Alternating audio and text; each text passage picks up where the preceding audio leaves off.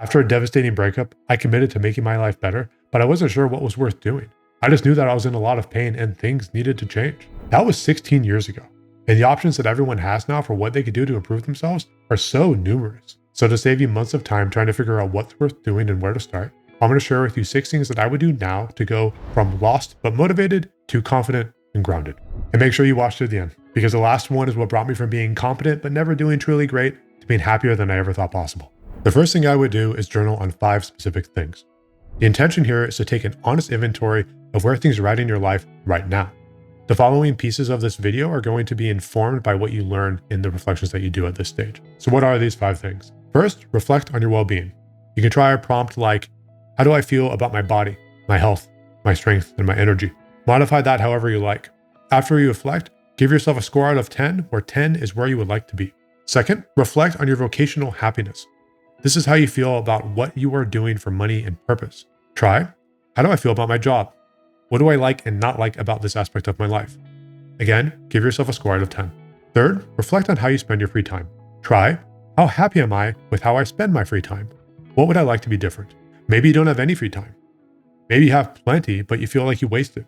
Reflect, then score yourself out of 10. Fourth, reflect on your satisfaction in your romantic relationship or dating landscape. Try, how happy am I with my relationship? What, if anything, am I withholding from my partner? If you're not with someone, try, how do I feel about being single? Whichever you choose, rate yourself out of 10. If you would like a video where we go through how to decide if you should stay in or move on from a relationship, comment below with relationship and we'll make a video about that. I have a lot of good frames and reflections for that purpose. Fifth, reflect on your friendships. Try, how happy am I with my friendships? Who do I feel closest with? Who would I like to be closer with? Who should I spend less time with? Rate yourself out of 10. Now that we've done that, the second thing to do is to determine your Enneagram type. The Enneagram is a personality profiling system that I like a lot because it has paths of development and integration built into it. So once you find your type, it does a solid job at pointing out where you can grow and where your strengths and weaknesses are. In the description below, I have links to 2 resources that I'm not affiliated with. The first is a test you can take that will tell you your type with no strings attached. After you take the test and know your type, go to the second link I have for you, which has great summaries of all the types. If you take the test, get typed, and go read the description of that type and don't feel reasonably seen by it, then I would recommend going on the second link I provided and reading the summary of all of the 9 types. Then drill into the one that feels the most you. Some people actually say this is the best way to determine your type instead of taking a test. You can do either one. The Enneagram is a really big topic, so actually learning about the other types in the model that aren't even yours could still be really useful. When identifying your type, we're looking for something that feels about 70% accurate or higher. Personality profiling systems are very rarely 100% accurate to a single person. So if you read a thing and it's mostly you, and there's ways in which you're like, yeah, but I don't do these 3 things, still act as if this profile fits you, assuming that there isn't one that you've already read that fits you more. We're looking for something that fits close enough so we can use it for additional leverage for self-discovery. The third thing to do is to go figure out your Big 5, also known as your Ocean score. The Big 5 has more scientific backing than most profiling systems. Some would say that it has the most backing. It breaks down personality into the following 5 buckets. Openness, which correlates with creativity. Conscientiousness, which deals with dutiful achievement. Extroversion, which would be your sensitivity to positive emotion. Agreeableness, which deals with interpersonal dynamics. And eroticism, which is your sensitivity to negative emotion. Go to the link in the description and take the free test there.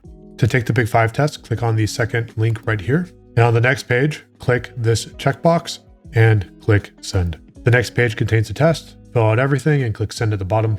On the results page, you're going to find a section for each of the major components of the Big 5 score. What we want to do is go to where it says each one, extroversion, openness, etc., and collect the number next to it. We're going to need that for the next part. Now, the fourth thing that I want you to do is to take your Enneagram type and your Big 5 score and go to your favorite AI and tell it both. Then ask it to tell you, what are my strengths? What are my weaknesses? What are things that make me happy? What are things that make me unhappy? And from there, follow your curiosity in a conversation with it to get to know more about what someone with these characteristics might be experiencing and what might make their life better.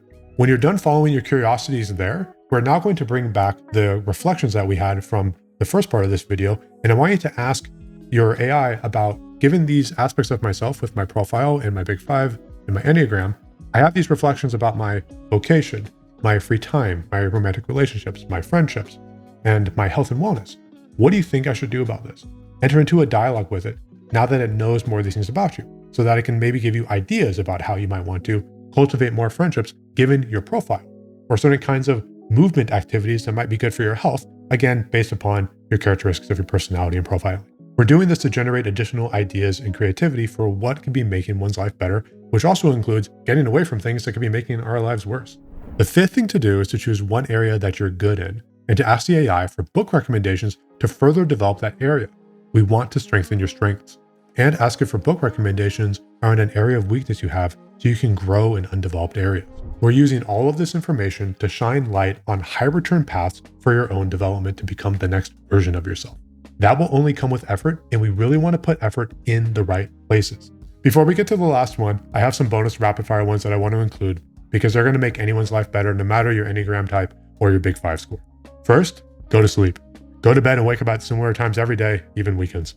Second, exercise. Any. Lift weights. Go for a walk if you never do. Take up a martial art. Start dancing. Do anything. Third, stop drinking alcohol. Take care of your vessel. It's the foundation of everything. Now, the last thing that has helped me be happier than anything else is noticing. Let me explain. You now know things that you would like to be different based on your journaling. You've also found your Enneagram type and how that is augmented by your Big 5 score. And then you found some books that you can go and read by getting some help from an AI that will help you strengthen your strength and develop areas of weakness. These have all been ways to take something that has been unconscious, a given, and to bring it into your conscious awareness. The more you can hold something that you want to be different in your conscious attention, the faster it will change. Here's an example of how you can use noticing to make a change. Say there's a text that you've been meaning to send for a week, but haven't. You only remember to send it when you're driving or in the shower. Pay attention to your experience in that moment that you notice it, even if you're driving or in the shower. What are you feeling right in that moment? How do you talk to yourself right then? You caught it with your noticing awareness, and now we want to be bringing our focused attention to what's going on in our experience. When you remember in a context where you can do something about it, notice how you don't do it, excuse it, or put it off. Dig into what is happening right there and then. Notice everything you can about it. My thoughts are looping like this. I'm ruminating. There's tension in my body and my chest. I'm distracting myself by using this app on my phone. I'm biting my nails. I'm eating things that I don't normally eat. Everything is useful. If you do not notice that that moment was there in the first place, then you don't get to learn from it. This is why noticing is so important. Noticing is the grand skill. It is the skill that impacts all skills. If you want to make change in your life, then you need to start dumping all of your skill points into your ability to notice. Going from never noticing to noticing once is huge because now you can do something about it. At one point in my life, I realized that I have a story about being a disappointment. When I noticed that, I started directing my attention to look for where that story might be popping up everywhere I could. What I found is that it was all over the damn place. I was finding the smallest things and contorting them into a way to make myself believe that I was a disappointment or disappointing somebody else. By being able to notice them, I was able to start untangling and dissolve them. And I'm not going to lie, that was really, really hard work. And it's also been one of the best things I've ever done for myself. It's made me so much lighter and easier to be with myself and with others. Dissolving patterns of belief like that is what I want this channel to help people do. I hope it helps you. With everything that you've learned about yourself from going through steps 1 to 5, pick one thing that you're going to make your focus of noticing. And don't get strung up about trying to make sure it's the rightest one. Just pick any of them because I promise you that they're all interconnected. These could be things like feeling stressed, perfectionism, criticizing or judging anything, pushing through exhaustion when you have a voice inside telling you to stop, or not speaking up when you know you have something to say. I name these because I've done a lot of work in all of them, and I know how hard it can be. So I really commend you for any effort that you direct in this way. So the thing to do is just choose one that has some energy behind it, and then just watch. Noticing is effectively watching. Oh, I noticed that I just was critical of myself. What's happening now? If you want to invest in your ability to notice how you get in your own way so you can make change really happen, watch this one next.